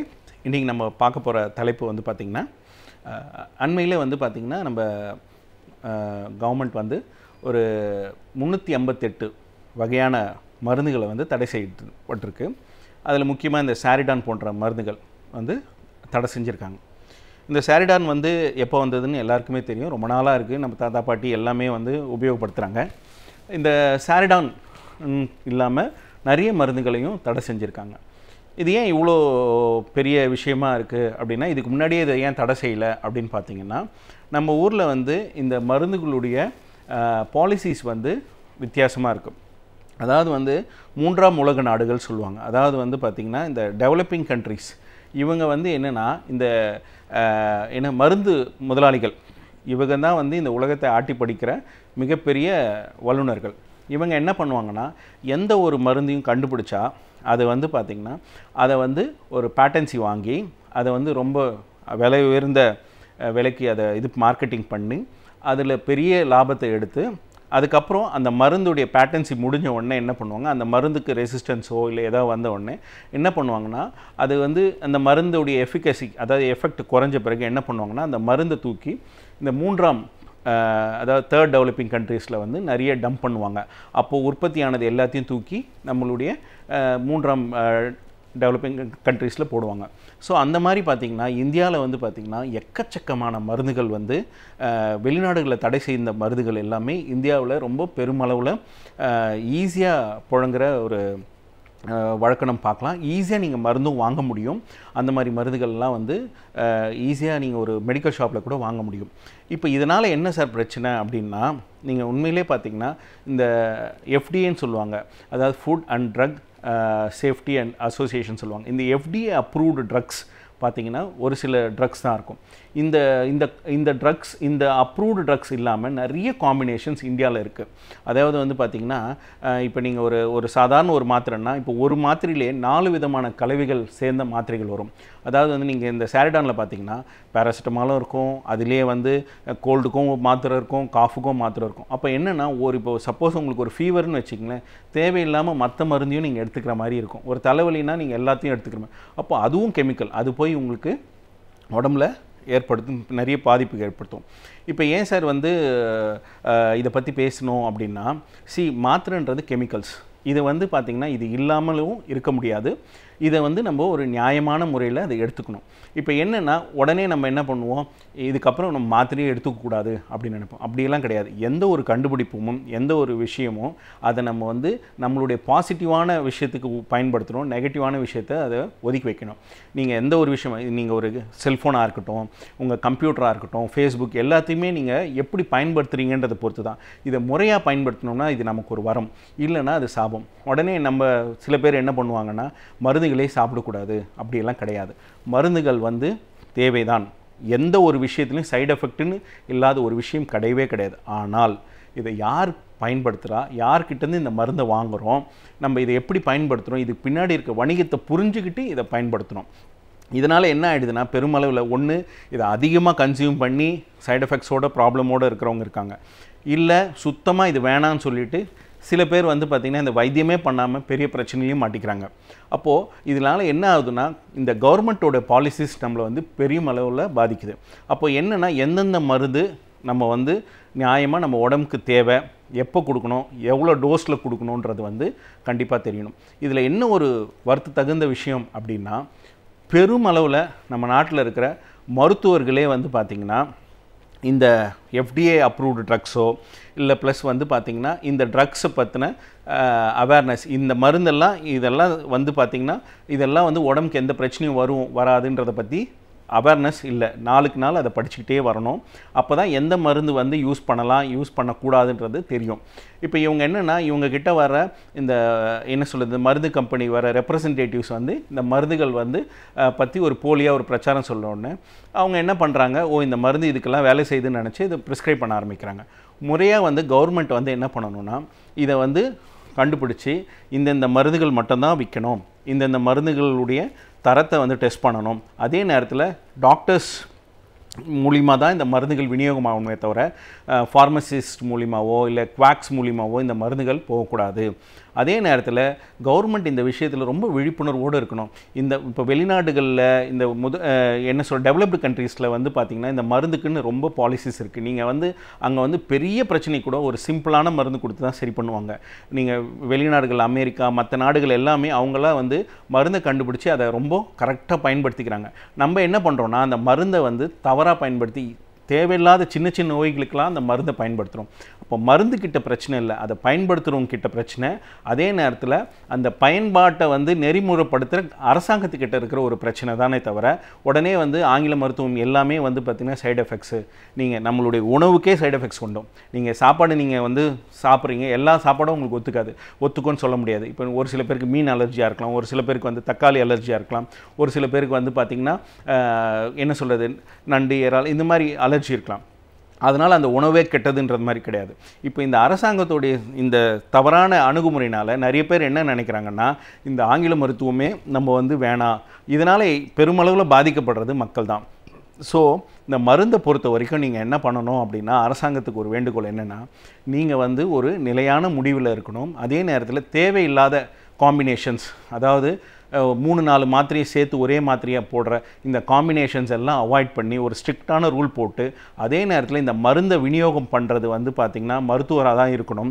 அதே நேரத்தில் வந்து மெடிக்கல் ஷாப்ஸ்லலாம் இது கிடைக்கக்கூடாது. போலி மருத்துவர்களை கண்டறிஞ்சு இந்த மருந்துகளை வந்து விநியோகம் பண்ணுறதையும் நிறுத்தணும். அதே நேரத்தில் எந்தெந்த மருந்து புழக்கத்தில் இருக்குது, எந்தெந்த மருந்து நல்லதுன்றதை வந்து அரசாங்கம் தெளிவுபடுத்தணும். அதுதான் வந்து ரொம்ப முக்கியமான. இந்த குழப்பம் இருக்கிற வரைக்கும் மக்களுக்கு என்ன இருக்குன்னா இந்த மருத்துவ முறை மேலேயும் பிரச்சனை வருது. ரெண்டாவது நாளில் இந்த மருந்து வந்து பார்த்திங்கன்னா நமக்கு வந்து நல்லதா கெட்டதானே தெரியாது. ஏன்னா நேற்று வரைக்கும் இதை வந்து அப்ரூவ் பண்ணியிருந்தாங்க, இன்றைக்கி வந்து இதை பேன் பண்ணியிருக்காங்க. ஐயோ இது வந்து நமக்கு சைடு எஃபெக்ட் ஏற்படும் அப்படின்னு. அதனால் இந்த மருந்துடைய நல்ல பெனிஃபிட்ஸையும் நம்ம வந்து இழக்க வேண்டியதாகிடுது. அப்போது எப்பயுமே எந்த ஒரு விஷயத்துக்கும் நல்லது கெட்டது ரெண்டுமே இருக்கும். ஆங்கில மருத்துவத்தில் ஒரு நல்ல விஷயம் என்னென்னா அவங்க வந்து அந்த மருந்தை வந்து நீங்கள் எங்கே வேணாலும் நீங்கள் அதை வந்து ப்ரௌஸ் பண்ணியோ பார்த்துக்கலாம். அதே நேரத்தில் அதை பற்றின ஃபுல் லிட்ரேச்சரும் நீங்கள் படிச்சிடலாம். அவனே வந்து கிளியராக கொடுத்துருவான் இந்த சைடு எஃபெக்ட்ஸ் என்ன ஏது என்னன்றது. நம்ம என்ன நினைப்போம்னா எதுவுமே என்னுடைய மருந்து எதுவுமே சைடு எஃபெக்ட்ஸ் இல்லை அப்படின்னு சொன்னாங்கன்னா அதை நம்ம ரொம்ப நம்புறது வந்து கொஞ்சம் யோசிக்கணும். எப்பயுமே வந்து பார்த்திங்கன்னா ஆங்கில மருந்துக்கு வந்து பார்த்திங்கன்னா பெனிஃபிட் ரிஸ்க் ரேஷியோன்னு பார்ப்பாங்க. அதாவது வந்து இந்த மருந்தால் உங்களுக்கு என்ன பெனிஃபிட் நிறைய இருக்கும்போது ரிஸ்க் கம்மியாக இருக்கும்போது அந்த மருந்தை வந்து பயன்படுத்தணும். இந்த இடத்துல தான் வந்து வெளிநாடுகள் ரொம்ப புத்திசாலித்தனமாக இந்த மருந்துகளை கையாளுறாங்க. நம்ம வந்து என்னென்னா இதை பற்றி அறிஞ்சிக்காமல் நம்ம மருத்துவர்கள் இதை பற்றி தெரியாமல் என்ன பண்ணிடுறதுன்னா மருந்துகளை வந்து சகட்டு மெனிக்கு ப்ரிஸ்கிரைப் பண்ணி பெரிய பிரச்சனைக்குள்ளே மாட்டிக்கிட்டு கடைசியில் இந்த சிஸ்டத்துக்கு மேலே ஒரு தவறான ஒரு எண்ணத்தை மக்களுக்கு ஏற்படுற அளவுக்கு நடந்துக்கிறாங்க. இதை அவாய்ட் பண்ணாதான் வந்து ஃப்யூச்சரில் வந்து இந்த டாக்டர்ஸ் மேலே இருக்கிற ஒரு தவறான புரிதல் வந்து போகும். ஏன் அப்படின்னா இன்றைக்கி வந்து பார்த்திங்கன்னா டாக்டர்ஸ்னாலே மருந்துகள் வந்து தேவையில்லாத மருந்துகள்லாம் கொடுக்குறாங்கன்ற ஒரு எண்ணம் போகணும். இது போனால் தான் டாக்டர்ஸ்க்கும் பேஷண்ட்ஸ்க்கும் ஒரு நல்ல ரிலேஷன்ஷிப்ஸ் வரும். அதனால தான் வந்து பார்த்திங்கன்னா ஃபாரின்லலாம் வந்து பார்த்திங்கன்னா அவங்க வந்து ஒரு மருந்து எழுதுறதுக்கு முன்னாடி இது எதுக்காக கொடுக்குறோம், இதனால் என்ன பிரச்சனை சால்வ் ஆகும், இதனால் வந்து இந்த எஃபெக்ட்ஸ் வரும், இதில் இந்த சின்ன சின்ன எஃபெக்ட்ஸ் வந்து வர்றதுக்கு வாய்ப்பு இருக்குது அப்படின்னு நீங்கள் சொல்லிட்டீங்கன்னா அந்த மருந்தை ஏற்றுக்கும் போது பேஷண்ட்டுக்கு எந்த பிரச்சனையும் வராது. ஆனால் அதை விட்டுட்டு நீங்கள் இதை பண்ணலைன்னா நம்ம மக்கள் வந்து என்ன சொல்கிறது போலி மருத்துவர்கள், அதே நேரத்தில் வந்து சில பேர் வந்து பார்த்திங்கன்னா என்ன சொல்கிறது கஷாயம் சூரணம் இது அதாவது வந்து நான் என்ன சொல்லுவேன்னா அந்த மருந்துகள் நீங்கள் எடுக்கக்கூடாதுன்னு நான் சொல்ல மாட்டேன். ஆனால் அந்த மருத்துவர்கிட்டையும் நீங்கள் போய் இதில் என்ன கலந்துருக்குன்றது தயவு செஞ்சு கேட்கணும். நான் என்ன எடுத்துக்கிறேனோ அது எனக்கு தெரியணும். இந்த ஆங்கில மருத்துவத்தில் அதை பற்றி எல்லாமே எழுதியிருக்கோம். இப்போ நீங்கள் வெறும் ஒரு குட்டி குட்டி மாத்திரையோ இல்லை ஒரு பேர் எழுதாத ஒரு விஷயத்தை நீங்கள் உள்ளே எடுத்துக்கும் போது அது ஏதாவது பிரச்சனை பண்ணுச்சுன்னா அதை நீங்கள் எப்படி ஓவர் கம் பண்ணுவீங்கன்றதும் தெரியாது. ஸோ அப்போ என்னென்னா நீங்கள் எடுத்துக்கிற மருந்து என்னன்றது நீங்கள் தெரிஞ்சுக்கணும். எதுவும் தெரியாமல் ஒரு நம்பிக்கையின் அடிப்படையில் யாருமே எடுத்துக்க முடியாது. ஸோ நீங்கள் என்ன பண்ணணுன்னா உங்கள் மருத்துவர்கிட்ட நீங்கள் என்ன மருந்து எடுத்தாலும் அதை பற்றி எல்லா டீட்டெயிலாக கேட்கணும். அதே நேரத்தில் சில பேர் என்ன பண்ணுவாங்கன்னா கூகுளில் போய் சர்ச் பண்ணி இன்டர்நெட்டில் போய் சர்ச் பண்ணி அவங்களா மருந்து எடுத்துகிட்டு இல்லை அந்த மருந்தை பற்றி தவறாக புரிஞ்சுக்கிட்டு இல்லை அப்ரூவ்டு வெப்சைட்ஸில் போய் நீங்கள் வந்து மருந்து பற்றியோ நோயை பற்றியோ பார்க்கணுமே கேட்கணுமே தவிர, இல்லை உங்கள் டாக்டர்கிட்ட கேட்கணுமே தவிர, நீங்களாக பார்த்து நீங்களாக இது பண்ணி பெரிய குழப்பத்தையும் அந்த மருத்துவ முறை மேலேயே ஒரு அவநம்பிக்கையும், இதனால் ஒரு பெரிய என்ன சொல்கிறது மன உளைச்சல் வந்து மக்களுக்கும் ஆகுது. அதனுடைய வெளிப்பாடு வந்து டாக்டர் பேஷண்ட் ரிலேஷன்ஷிப்பும் ரொம்ப அஃபெக்ட் ஆகி இன்றைக்கி வந்து பார்த்திங்கன்னா மருத்துவத்துறையில் வந்து ஒரு நோய் விஷயத்தில் வந்து பார்த்திங்கன்னா மக்களுக்கு ஒரு பெரிய அச்சத்தை ஏற்படுத்தியிருக்கு. அப்போது எந்த ஒரு சிஸ்டத்தையும் நம்ம எப்படி அணுகணும் அப்படின்னா, அந்த ஒரு சிஸ்டத்தை வந்து ஒரு கவர்மெண்ட் வந்து ஒரு ஸ்ட்ரிக்டான ஒரு லாஸ் மூலிமா அதை வந்து மக்களிடையே கொண்டு போகணும். அதை யார் எழுதுகிறாங்களோ அவங்க வந்து உண்மையான பதிவு பெற்ற மருத்துவரான்னு பார்க்கணும். அந்த மருத்துவர் வந்து இந்தந்த மருந்துகள் தான் பரிந்துரைக்கணுன்ற ஒரு அறிவுரையும் அவங்களுக்கு கொடுக்கணும். தேவையில்லாத மருந்துகள் வந்து சமுதாயத்தில் புழக்கத்தில் விடக்கூடாது. இப்போ இதுக்கு மிகப்பெரிய பங்கு அரசுக்கு தான் இருக்குது. அப்போது என்னென்னா, இந்த அரசு தான் இவங்களை எல்லாரையும் கண்காணிக்கணும். அதை விட்டுட்டு மருத்துவரை குறை சொல்லியோ மக்களை குறை சொல்லியோ பிரயோஜனம் இல்லை. அப்போது நீங்கள் எந்த சிஸ்டம் மெடிசனாக இருந்தாலும் அந்த மருந்துக்குள்ளே என்ன இருக்குது ஏது இருக்குன்னு வெளிப்படைத்தன்மை இருக்கணும். அந்த வெளிப்படைத்தன்மை இல்லாமல் நீங்கள் ஒரு நம்பிக்கையின் அடிப்படையில் எடுத்துக்க முடியாது. அதே அந்த மருத்துவர் வந்து என்ன படிச்சிருக்காரு, என்ன எக்ஸ்பீரியன்ஸு, இதெல்லாம் வந்து நீங்கள் கேட்காம ஒரு மருந்தை சாப்பிடக்கூடாது. இந்த மாதிரி விஷயங்கள் நீங்கள் எடுத்துக்கும் போது நீங்கள் இதெல்லாம் இந்த விஷயங்கள்லாம் நீங்கள் அறிஞ்சிக்கிட்டு நீங்கள் மருந்து சாப்பிட்டிங்கன்னா உங்களுக்கு எந்த பிரச்சனையும் வராது. இதை விட்டுட்டு நம்ம வந்து நம்மளாக ஒரு டிபேட் வச்சுக்கிட்டு ஆங்கில மருந்துகள்லாம் சைடு எஃபெக்ட்ஸு, மற்ற மருந்துகள்லாம் மூலிகை மருந்துகள்லாம் வந்து சைடு எஃபெக்ட்ஸ் இல்லை அப்படின்லாம் நம்ம ஒரு கன்க்ளூஷனுக்கு வர முடியாது. ஸோ நீங்கள் மருந்து எடுத்துக்கணுன்னா இந்த மாதிரி ப்ரோட்டோகால்ஸ் ஃபாலோ பண்ணணும். இதில் அரசாங்கத்தோட ரோல் வந்து ரொம்ப மிகப்பெரிய ரோல். அவங்க வந்து பார்த்திங்கன்னா இந்த மாதிரி வந்து பேன் பண்ணுறதும் திருப்பி கோர்ட் வந்து அதை ரிவோக் பண்ணி கொடுக்குறதும், அப்போ என்ன ஆகும்னா மக்கள் மத்தியில் ஒரு பெரிய குழப்பம். எங்ககிட்டே வந்து கேட்குறாங்க, ஏன் சார் இந்த மருந்து பேன் பண்ணிட்டாங்களா, நீங்கள் எழுதுறீங்களே, அப்போ நீங்கள் தடை செய்யப்பட்ட மருந்து நீங்கள் கொடுக்குறீங்களா? இது எவ்வளோ பெரிய மன உளைச்சல் மருத்துவருக்கு ஏற்படுத்தும் தெரியுங்களா? மருத்துவருக்கும் மக்களுக்கும் ஒரு பெரிய மிஸ் அண்டர்ஸ்டாண்டிங் ஏற்படுது. நம்ம மருத்துவர் வந்து சரியான மருத்துவரா, இப்படியெல்லாம் வந்து நிறைய பிரச்சனைகள் ஏற்படுது. இதை வந்து இந்த விழிப்புணர்வை ஏற்படுத்த வேண்டிய கடமை அரசாங்கத்துக்கிட்ட இருக்குது. ஸோ இந்த மாதிரி விஷயங்கள்லாம் நம்ம ஃபாலோ பண்ணோம்னா இது ஒரு பெரிய பிரச்சனையாக இல்லாமல் நம்ம வந்து பல நோய்கள்லேருந்து எந்த ஒரு பிரச்சனையும் இல்லாமல் வெளியில் வர முடியும்.